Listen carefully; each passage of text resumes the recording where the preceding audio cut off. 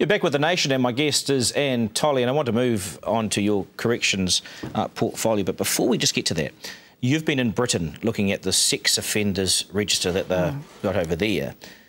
And there was an announcement earlier this year that you're looking at it in New Zealand. How far down the track are you in terms of some kind of announcement around a sex offenders register? Yeah, so I particularly wanted to have a look at how it works in Britain. What I found is that it's actually a very strong management system of violent and sex offenders. What my concern was, what made me have a look at it in New Zealand, was the fact that I think we have a good regime, and I've certainly tightened it up about how we manage our offenders while they're on parole or while they're on supervision. But at the end of their sentence, they disappear off into our communities, and we really lose track of them. So what actually is it? So we see their names.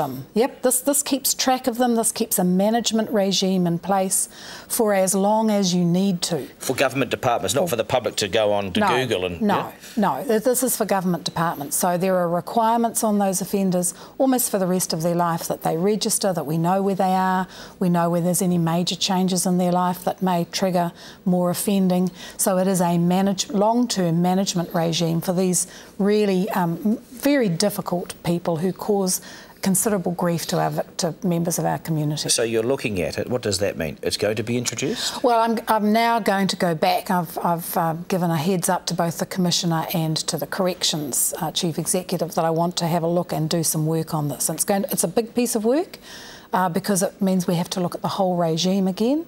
But I think it's the right thing to do.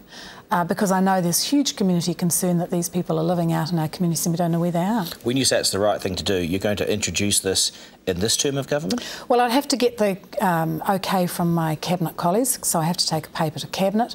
It will take some time, I think, to put that together. I'm hoping for the middle of next year I would take something to Cabinet with a definite proposal for a regime. It would take legislative change. So we could see this perhaps in 2014 set up? I would hope so.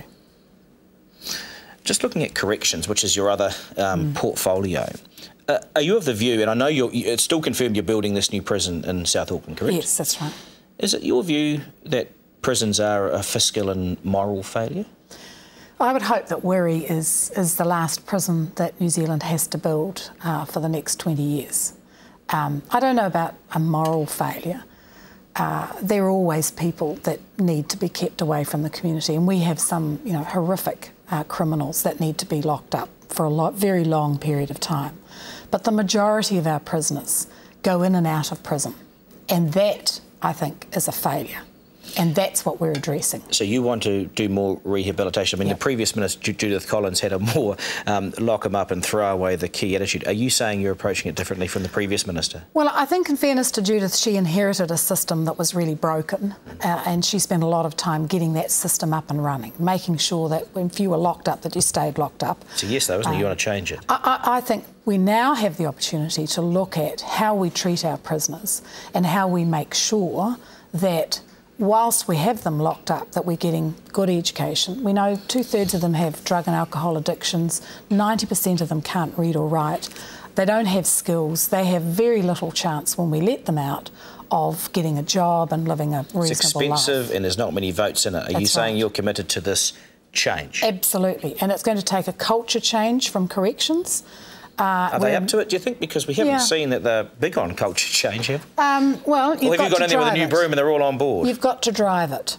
Look, I wouldn't say they're all on board, but I have had from staff a huge appreciation and enthusiasm for what we are trying to do. Because if you've got prisoners sitting around doing nothing, then that contributes to the very real problem of safety in our prisons. They get bored, they get restless. We have an opportunity to do something with them while they're there and make a difference and hold their hands, if you like, when they go back out into the community. And have you gone to Bill English with a big chequebook for this? Well, we did. I've seen the numbers. Your money's been going up. I appreciate that. Yep. We have got 65 million. Cabinet granted us that in the last budget that we found through efficiency gains to be reinvested in this program over the next 4 years. Big focus on drug and alcohol addiction. As I say, 2/3 of the people that go to prison have that. All the experts say that we have been so far behind in this area. Absolutely. So we're saying not only people in prison, but we have 34,000 out doing in the community, serving their sentences in the community. So we're saying over the next 4 years, 33,000 more people will have access to drug and alcohol addiction services. And I'll finish this. I mean, obviously that's going to cost money, and you talk about, look at the fiscal. And it's not just the money; it's hard work. Well, and it's also getting some results potentially too. But you're going to build this new prison, which will be a lot of money. Yep.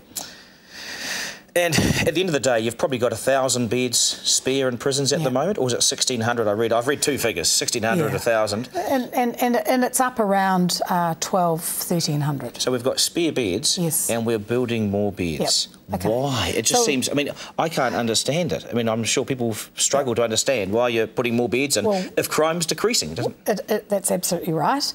But we're building it in South Auckland. Currently, about 1,000. Auckland prisoners are housed away from Auckland. We know if you want rehabilitation, you've got to keep those family links. Plus, it is a new prison, so it's built with rehabilitation in mind. You've always got to keep, remember, after the Christchurch earthquake, we had to rehouse 600 prisoners immediately, so you've always got to have some spare capacity. But it gives us the opportunity now to look at our prison infrastructure. We've got some old prisons. So this is a completely new approach, not a holiday camp? No. We don't want to run holiday camps. We want to make sure that the prisoners are using the opportunities that are provided. So we'll close other prisons elsewhere? Well, we're closing 2, we've announced that, and we're closing down some old wings, and we're reshaping. Gives us the opportunity to reinvest in some of those other prisons. And I visited in Invercargill. They've got nowhere to do training. So, let's put some investment into that infrastructure so that they've got good training rooms, good education rooms, help build their links with the community, and make sure that we've set the target of a reduction in reoffending by 25%. All right, Minister Tolley, thank you. Appreciate your time this morning. Thank you. It's always good to talk to you. After